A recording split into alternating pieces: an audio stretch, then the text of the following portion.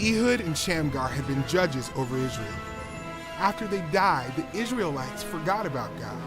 So God allowed the king of Canaan to overtake them. The commander of the king's army was named Sisera.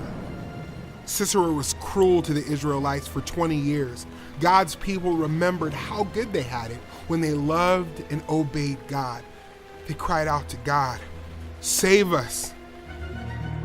Deborah was the judge over Israel at the time.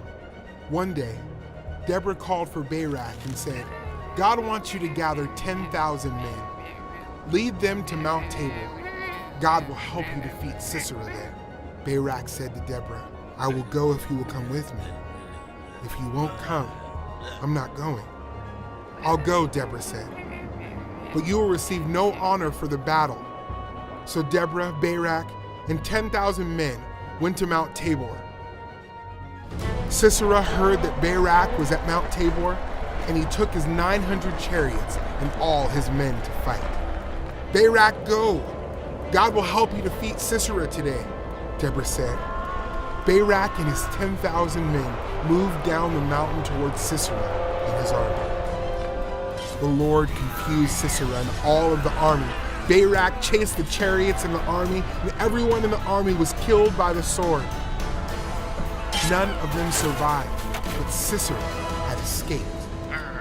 Sisera went to the tent of Jael because he and Jael's husband were friends. Jael said, "Come in, don't be afraid."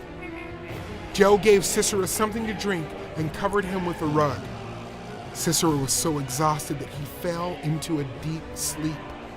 Jael knew that Sisera was an evil man, an enemy of God. She took a tent peg and a hammer, and she drove the tent peg through Sisera's head, killing him while he slept.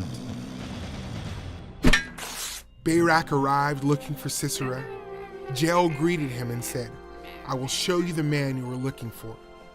Barak went into her tent and saw Sisera laying there dead with a tent peg through his head. That day, God allowed the Israelites to defeat the king of Canaan. The Israelites had won the battle. Deborah and Barak sang a victory song. They praised God for helping them beat the Canaanites. The land was peaceful for 40 more years. God does what is for His glory and our good. God fought for the Israelites and used Deborah, Barak, and Jael to defeat Canaan.